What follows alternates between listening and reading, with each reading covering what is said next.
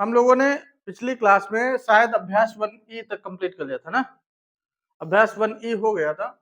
अब अगला अभ्यास है अभ्यास 1F। ठीक, अभ्यास 1F। अब इस अभ्यास के प्रश्नों को हल करने से पहले कुछ महत्वपूर्ण बातें जान ले। क्या है इस अभ्यास में हमें पढ़ना क्या क्या है। सबसे पहले तो पढ़ना है शून्य के प्रगुण। शून्य के प्रगुण, ठीक। फिर दूसरे नंबर पे क्या पढ़ना है, एक के प्रगुण, यानी एक का प्रगुण, ठीक, एक का प्रगुण, ठीक। फिर इसके बाद एक का प्रगुण पढ़ने के बाद क्या पढ़ना है हमें, योगात्मक प्रतिलोम, और इसके बाद फिर पढ़ना है हमें गुणात्मक प्रतिलोम। योगात्मक प्रतिलोम फिर गुणात्मक प्रतिलोम, ठीक। ये चार चीजें इस चैप्टर में मुख्यतः हमें पढ़ना है। सबसे पहले आ जाते हैं, बात करते हैं शून्य के प्रगुण के, ठीक। सबसे पहला क्या है, शून्य के प्रगुण, यानी शून्य से क्या क्या नियम बनते हैं, ठीक। शून्य के प्रगुण, जैसे शून्य तो सभी जानते हैं, शून्य मतलब जीरो, और जीरो का मतलब क्या होता है, एक भी नहीं। शून्य का मतलब क्या होता है, एक भी नहीं, यानी कुछ भी नहीं, ठीक। शून्य का मतलब क्या होता है, एक भी नहीं। अब शून्य किन रूपों में आता है, जैसे अगर हम शून्य का किसी संख्या से गुणा कराएंगे तो क्या गुणनफल प्राप्त होता है, जीरो, ठीक। तो यहां पर जैसे सबसे पहले हम लोग पढ़ेंगे शून्य के प्रगुण में योग का तत्समक अवयव, योग का तत्समक अवयव, ठीक, योग का तत्समक अवयव। फिलहाल ये बात तुम लोगों ने कक्षा 7 में भी पढ़ी होगी।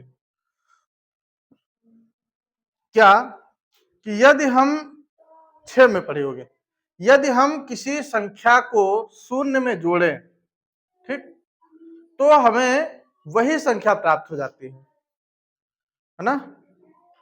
तो जब किसी संख्या में कोई संख्या जोड़ने पर या गुणा करने पर वही संख्या प्राप्त हो जाए तो उससे हम तत्समक अवयव कहते हैं।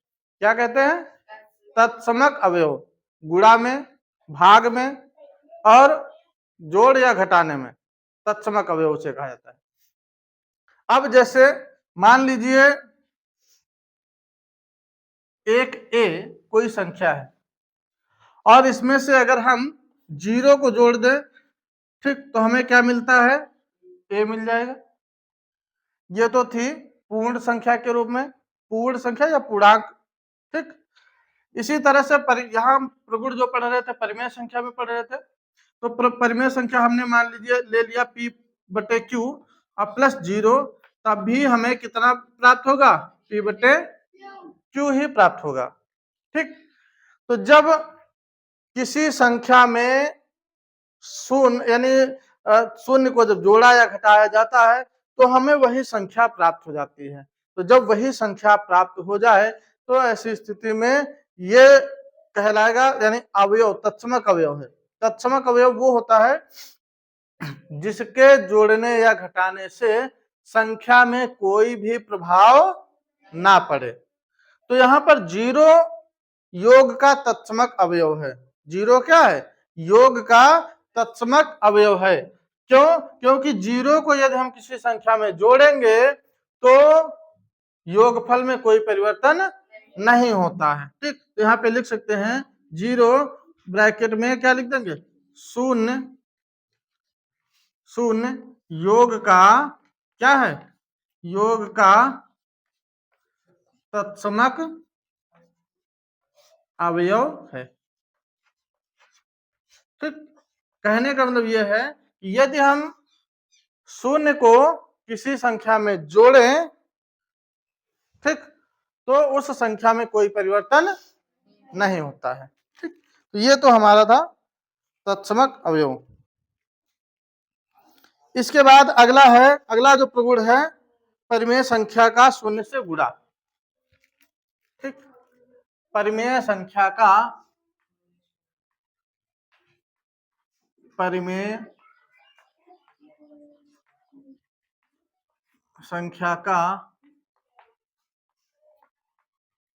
शून्य से गुणा। ठीक, तो परिमेय संख्या का शून्य से गुणा में क्या पढ़ेंगे कि यदि हम कोई परिमेय संख्या ले लें, जैसे p बटे q, हमने कोई परिमेय संख्या ले ली, कोई भी हो, p बटे q यानी p का मान कुछ भी हो सकता है और बटे में q है उसका भी मान कुछ भी हो सकता है। यदि हम इसमें शून्य से गुणा कर दें तो हमारा जो गुणनफल आएगा वो कितना प्राप्त होगा? 0, यानी शून्य ही प्राप्त होगा। यह शून्य की विशेषता है। ठीक, कि हम शून्य में किसी संख्या से गुणा करें या किसी संख्या में शून्य से गुणा करें तो ऐसी स्थिति में जो गुणनफल प्राप्त होगा वो सदैव कैसा प्राप्त होगा? शून्य प्राप्त होगा। तो यहां पर हम लिख सकते हैं किसी भी संख्या। अब यहां पर हम किसी भी संख्या इसलिए लिख रहे हैं, ये वैसे पढ़े तो परिमेय संख्या का चैप्टर है, लेकिन परिमेय संख्या हो या कोई भी संख्या हो, किसी भी में, है ना, किसी भी में, यानी किसी भी संख्या में शून्य से गुणा करने पर गुणनफल कैसा रहता है? शून्य प्राप्त होता है। ये याद रखना। यदि हम किसी संख्या में शून्य से गुणा करेंगे तो क्या होगा? तो हम सीधा सीधा लिख सकते हैं, यदि किसी भी संख्या में शून्य से गुणा किया जाए या शून्य को किसी भी संख्या से गुणा किया जाए तो उसका गुणनफल हमेशा शून्य ही प्राप्त होगा। ठीक, ये तो हमने शून्य के प्रगुण पढ़ लिए। अब शून्य के प्रगुण पढ़ने के बाद अब अगला आता है एक का प्रगुण। एक, ठीक, एक ब्रैकेट में ऐसे लिख सकते हैं, एक का प्रगुण।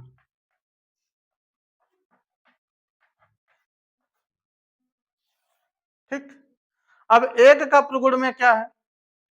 एक जिस प्रकार से शून्य में हमने बताया, शून्य के प्रगुण में बता रहे थे कि शून्य में हम किसी भी संख्या को जोड़े, है ना, शून्य में किसी भी संख्या को जोड़े तो वही संख्या प्राप्त हो जाती है।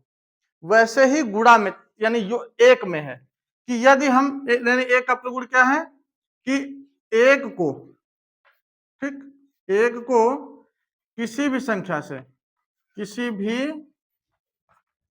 संख्या से गुणा करें तो गुणनफल वही संख्या प्राप्त होती है, वही संख्या प्राप्त होती है। ठीक, ये तो सबको पता होगा कि यदि हम जैसे हमने परिमेय संख्या p बटे q ले ली, इसमें यदि हम एक से गुणा करा दें तो हमें कितना प्राप्त होगा? p बटे q ही प्राप्त होगा। और हमने बताया था जब किसी संख्या में कोई क्रिया कराएं, चाहे जोड़, गुणा, भाग, घटाना, कराने के बाद वही संख्या प्राप्त हो जाए तो ऐसी स्थिति में जिस संख्या से गुणा, भाग, जोड़, घटाना कराया जा रहा होगा वह संख्या उसका तत्समक अवयव कहलाएगी। ठीक, क्या कहलाएगी? तत्समक अवयव। तो यहां पर जो एक है, एक क्या है? गुणा का तत्समक अवयव है। एक क्या है? कह सकते हैं एक गुणा का तत्समक अवयव, ठीक, अवयव होता है। ठीक, यहाँ पे हेडिंग क्या लिख सकते हैं? एक है ना, एक तत्समक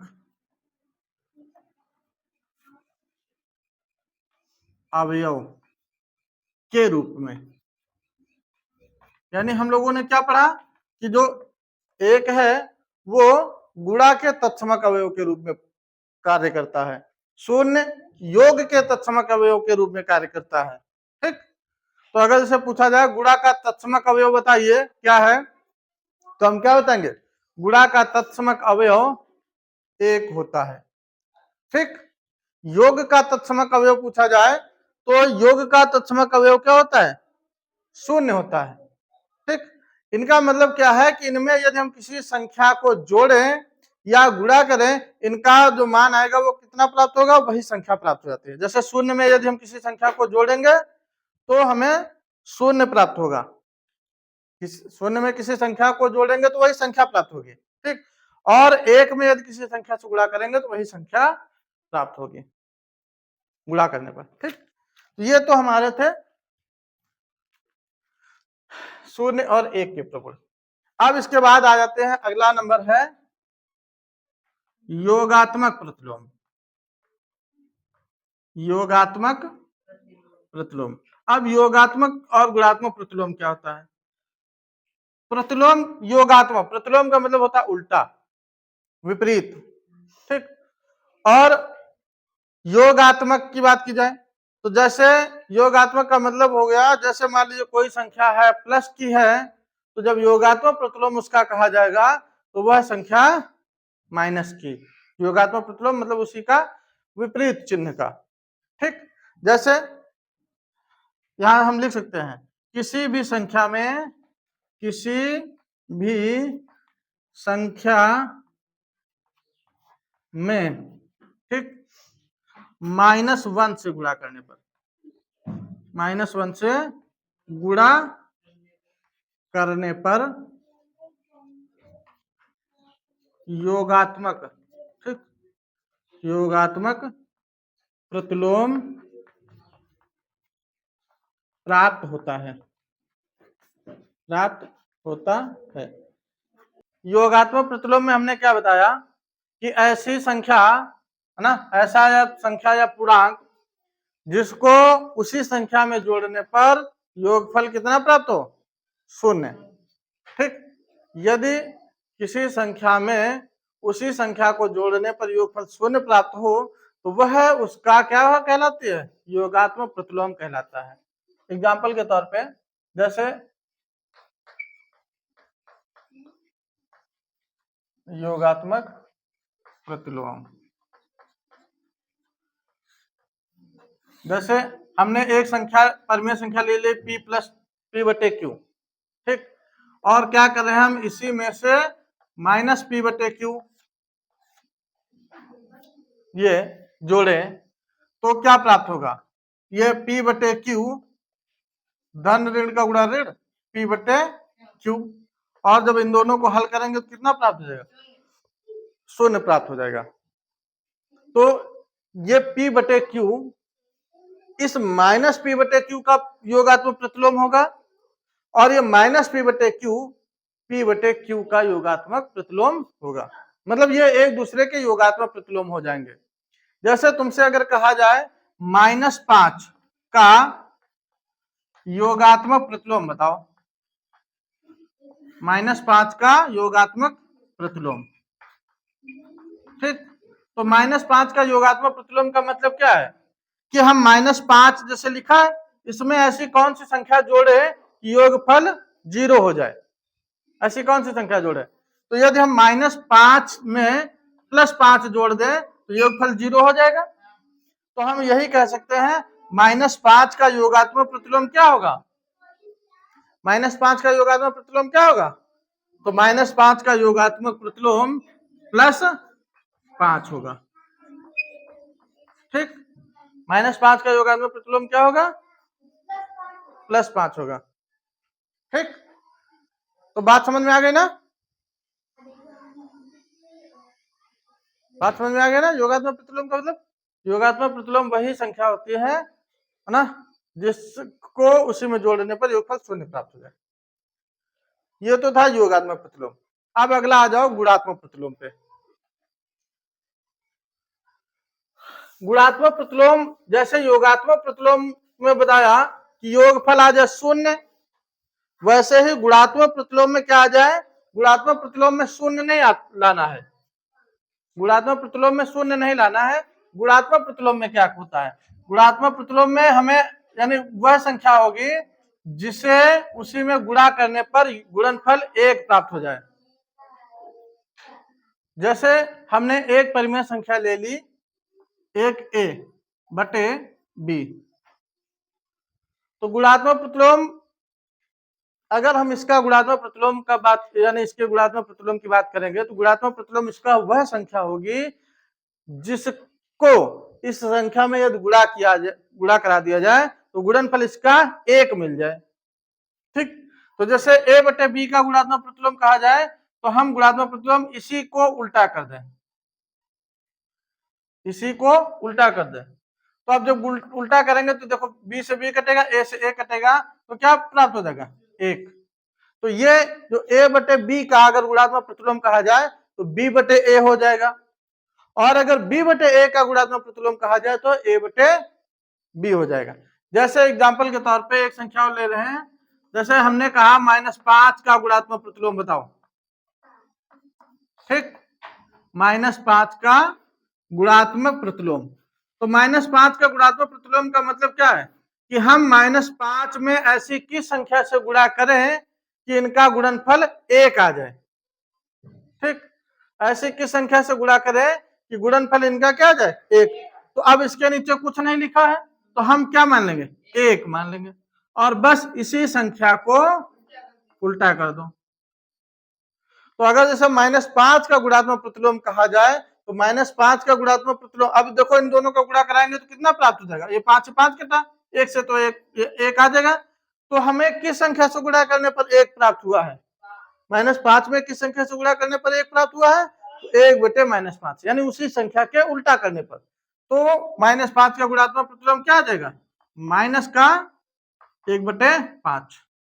आई बात समझ में, कि गुणात्मक प्रतिलोम कहा जाएगा तो उसी संख्या को हम उल्टा कर देंगे। ठीक, अब प्रश्नावली पे आ जाते हैं।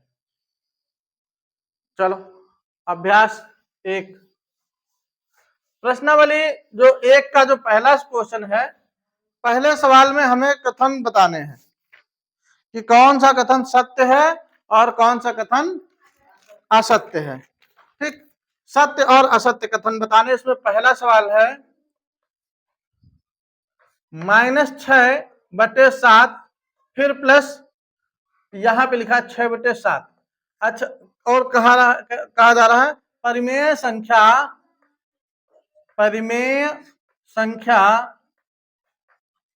नहीं है, बताओ ये सही है कि गलत है। -6 बटे 7 प्लस 6 बटे 7 कह रहा है परिमेय संख्या नहीं है, सत्य है कि असत्य है, असत्य है। ठीक, ये कथन कैसा है, असत्य है। अब कैसे कह देंगे असत्य है, तो यहां पर लिखा है -6 बटे 7 और फिर प्लस का 6 बटे 7 है, तो अगर -6 बटे 7 और प्लस 6 बटे 7 में दोनों में देखा तो ये एक दूसरे की कैसे लिखे हैं, कैसी संख्या है, कौन सी संख्या है, योगात्मक प्रतिलोम की है, योगात्मक प्रतिलोम के रूप में लिखा है। ठीक, और हमने क्या बताया था, यदि योगात्मक प्रतिलोम वाली संख्याओं को आपस में जोड़ा जाएगा तो योगफल कितना प्राप्त होगा, 0 प्राप्त होगा। योगात्मक प्रतिलोम में जब इनका योग किया जाएगा तो क्या प्राप्त होगा, 0, और जिस संख्या का योगफल 0 प्राप्त होता है, ठीक, तो अच्छा अब इसमें 0 प्राप्त होगा। अब ये कह रहा है जो 0 होगा वो परिमेय संख्या नहीं है, तो 0 परिमेय संख्या है कि नहीं है, है। कैसे, हमने कहा था परिमेय संख्या जितनी भी पूर्ण संख्याएं हैं, जितने भी पूर्णांक हैं, वो सभी के सभी पूर्ण परिमेय संख्या होते हैं। इनके नीचे कुछ नहीं लिखा है तो 1 लिख देंगे, जब 1 लिख देंगे तो ये p बटे q के रूप में हो गया, इसलिए ये हमारा कथन कैसा हो गया, असत्य है, यानी ये परिमेय संख्या है। ठीक, दूसरा क्वेश्चन, इसका दूसरा नंबर लिखा है परिमेय संख्याओं में योग का तत्समक अवयव 0 है। क्वेश्चन ध्यान से पढ़ना, क्वेश्चन है परिमेय संख्याओं में संख्याओं में योग का तत्समक अवयव, तत्समक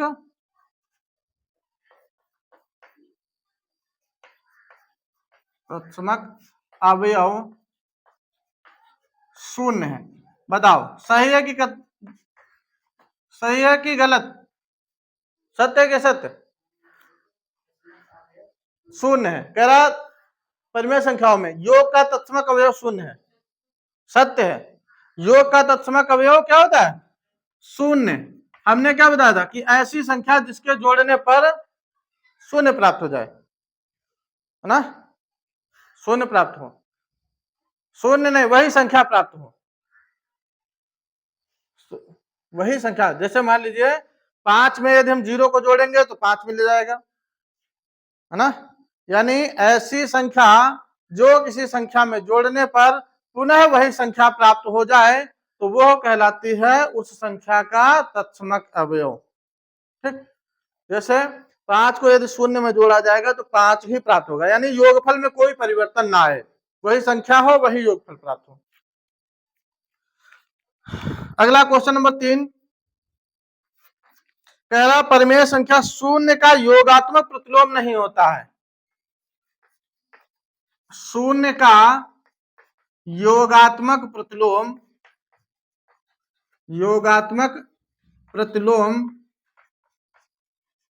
नहीं होता है। यह कथन कैसा है? नहीं होता है। यह भी कथन सत्य है।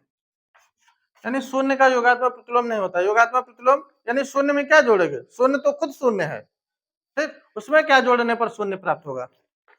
चौथा क्वेश्चन हम ऐसे ही बता रहे हैं क्योंकि बड़ा है, इसमें ज्यादा लिखना पड़ेगा। किसी ऋणात्मक परिमेय संख्या का योगात्मक प्रतिलोम धनात्मक परिमेय संख्या होती है। बात सही है? चलो लिख दे रहे हैं, किसी ऋणात्मक परिमेय संख्या का योगात्मक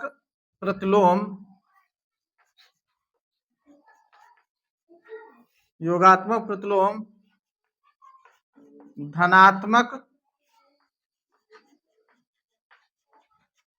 परिमेय संख्या होता है। योगात्मक प्रतिलोम का मतलब क्या होता है कि यदि दूसरी संख्या में हम कोई संख्या जोड़े तो योगफल शून्य प्राप्त हो। तो योगात्मक प्रतिलोम में क्या बताया था कि यदि हम ऋण की संख्या में जब धन की संख्या जोड़ेंगे तभी तो शून्य प्राप्त होगा, तभी तो शून्य प्राप्त होगा। तो हमने क्या बताया था कि वह संख्या जिसमें जोड़ने पर योगफल प्राप्त हो शून्य, योगफल शून्य प्राप्त हो जाए तो वह उसका योगात्मक प्रतिलोम कहलाएगा। तो धनात्मक अगर परिमेय संख्या है तो उसका योगात्मक प्रतिलोम ऋणात्मक संख्या होगी। ठीक, धनात्मक है तो उसका योगात्मक प्रतिलोम कैसे होगी? ऋणात्मक संख्या होगी। और यदि ऋणात्मक परिमेय संख्या है तो उसका जो गुणात्मक प्रतिलोम होगी वो धनात्मक होगी। ठीक, देखो ऋण वाली संख्या का धनात्मक प्रतिलोम धन वाला और धन वाले का ऋण वाला। ठीक, तो यह भी कथन कैसा है? सत्य है। अगला है परिमेय संख्याओं में घटाने का तत्समक अवयव शून्य है। असत्य। परिमेय संख्याओं में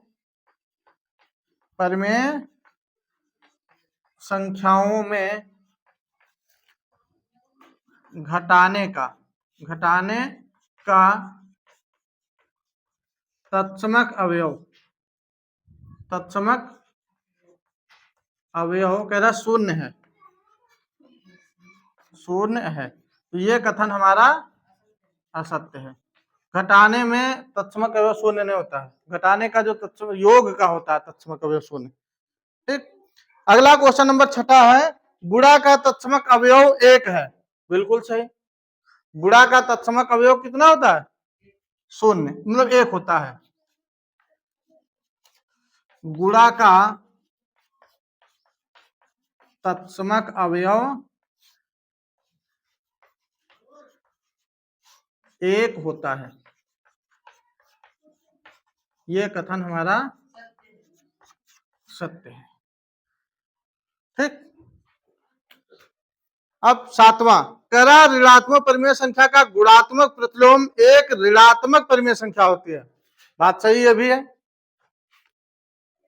ऋणात्मक परिमेय संख्या का गुणात्मक प्रतिलोम में क्या, देखो यहाँ पे ऋणात्मक संख्या थी और इसका गुणात्मक प्रतिलोम निकाला, ये भी ऋणात्मक ही हुए। ठीक। तो ऋणात्मक प्रतिलोम संख्या का जो प्रतिलोम हो, यानी जो ऋणात्मक परिमेय संख्या होगी उसका गुणात्मक प्रतिलोम भी ऋणात्मक परिमेय संख्या ही प्राप्त होगा। तो ये वाला क्वेश्चन भी कैसा है, सत्य है। ठीक। तो छठा वाला क्वेश्चन है इसका, यानी 7वां, वो भी कैसा है, सत्य है। 8वां, कह रहा यदि यदि परिमेय संख्या x का योगात्मक प्रतिलोम x है तो x क्या होगा, x बराबर 0 है। तो ये भी कथन कैसा है, सत्य, क्योंकि शून्य का योगात्मक प्रतिलोम शून्य ही होता है। ठीक। शून्य का योगात्मक प्रतिलोम क्या है, शून्य ही होता है। ठीक। तो ये तो क्वेश्चन हमारा हो गया। अब 2 नंबर पे है क्या, रिक्त स्थान है। 2 नंबर में रिक्त स्थान है। जैसे पहला सवाल दिया गया है, कह रहा -5/12, इसमें हमें क्या जोड़ना है कि उसका जोड़ -5/12 ही रहे। -5/12 में क्या जोड़े कि -5/12 ही आ जाए। तो क्या जोड़ दे, किसी संख्या में क्या जोड़ दे कि वही योगफल प्राप्त हो जाए। हाँ, शून्य। क्या जोड़ दे, शून्य।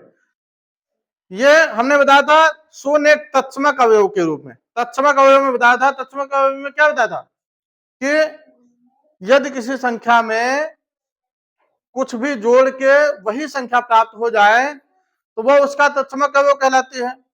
और वह ऐसी संख्या कौन सी होती है, शून्य। शून्य को किसी भी संख्या में हम जोड़े, उस, है ना, जोड़े तो उसके योगफल में कोई परिवर्तन नहीं होता है। तो उसके योगफल में कोई परिवर्तन नहीं होता है, अर्थात हमें वही संख्या प्राप्त हो जाएगी। ठीक। तो ये किस नियम से हो गया, शून्य के तत्समक प्रगुण से। अगर प्रगुण पूछा जाए तो यहां लिख सकते शून्य के तत्समक, है ना, प्रगुण से। दूसरा क्वेश्चन है, कह रहा -4/5। ठीक। इसमें कोई संख्या घटाए जाने हैं जिससे योगफल क्या आ जाए, 0। हाँ, जिससे कोई संख्या यानी घटाई जानी है तो 0 आ जाए। तो ऐसी स्थिति में हमें क्या घटाना है, तो इसके लिए, हाँ, अगर ये ऋण की संख्या है, ऋण वाली संख्या में यदि हम धन की संख्या घटाएं तो योगफल 0 आ जाए, योगात्मक प्रतिलोम। ठीक। तो योगात्मक प्रतिलोम, लेकिन यहाँ पे धन कब आएगा, यहाँ पर धन कब आएगा, जब हम यहाँ पर कोई संख्या माइनस की संख्या लिखेंगे, तभी तो ऋण ऋण का गुणा बीच में धन होगा, है ना। हाँ, तो यहाँ पे, या फिर ऐसा भी, अब इसको हम डायरेक्ट लिख सकते हैं -4/5, क्योंकि जब माइनस माइनस का गुणा प्लस हो जाएगा तो -4/5, फिर यहाँ पे आ जाएगा +4/5, -4/5 में +4/5, दोनों आसमान चिन्ह की संख्या रहेंगी, घट जाएगा, शून्य आ जाएगा। ठीक। तो ये योगात्मक प्रतिलोम के नियम से हो जाएगा। ठीक। और अगर अगर निकालना है, ऐसे समझ में ना आ रहा तो हम ऐसे निकाल सकते हैं, -4/5, यहाँ पे माइनस चिन्ह था, ब्रैकेट में हम यहाँ x भर दें बराबर में 0, -4/5, फिर ये माइनस चिन्ह यहाँ ऐसा रखा बराबर में 0, या -x बराबर, ये इधर माइनस का था संख्या, पक्षांतर हो जाएगी, प्लस की 4/5 हो जाएगी, ये माइनस चिन्ह इधर है, माइनस चिन्ह उधर भगा दो, तो x बराबर -4/5, चाहे ऐसे लिख दो उत्तर। ठीक। अगला क्वेश्चन है, 3 नंबर लिखा है -1/2 की घात -1 बराबर में एन डॉट डॉट। -1/2 की घात लिखा -1। -1 का मतलब होता है किसी भी संख्या का व्युत्क्रम यानी गुणात्मक प्रतिलोम। -1 का मतलब क्या होता है? किसी संख्या का गुणात्मक प्रतिलोम। तो -1 का -1/2 का गुणात्मक प्रतिलोम क्या होगा? गुणात्मक प्रतिलोम क्या होगा? -2/1। और ये चिन्ह जो ऊपर था वो अपने आप हट जाएगा। ये जो चिन्ह था वो अपने आप हट जाएगा। तो यहाँ पे हम सीधा सीधा ऐसे कह सकते हैं -1/2 का -1 का मतलब क्या हुआ? गुणात्मक प्रतिलोम। ठीक, -1/2 घात -1 का मतलब हो गया गुणात्मक प्रतिलोम। अब अगला क्वेश्चन है चौथा नंबर, देखो इसका, इधर वाला मिटाए, ये वाला। अब इसमें तो लिखना है कैसा सत्य लिखना है, तो आप किताब से नोट कर सकते लिख सकते हो, समझ में आ ही गया होगा।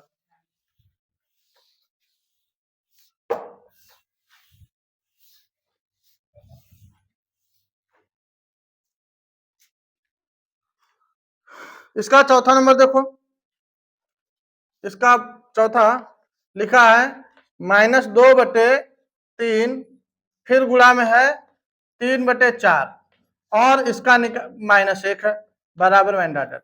यानी पहले इसको हल करो और हल करने के बाद जो आए उसका क्या निकाल देना है? -1 मतलब गुणात्मक प्रतिलोम निकाल देना है। तो देखो हल करो भाई इसको, तो ये आ जाएगा -2/3 फिर गुणा 3/4 पूरे घात -1। तो 2 × 2 2 दूना 4, 3 × 3 3 × 3। तो ऊपर इधर कितना बचा? -1, नीचे कितना बचा? 2 पूरे घात -1, ये तो बचेगा। और ये बराबर में क्या आ जाएगा? -1/2 का उल्टा -2/1। यही आंसर। तो यहाँ पे क्या भर दिया जाएगा? -2/1। उत्तर में हो सकता है -2 सिर्फ आ रहा हो, ठीक, क्योंकि नीचे किसी संख्या के हर में 1 लिख दिया जाएगा, उसका कोई महत्व नहीं।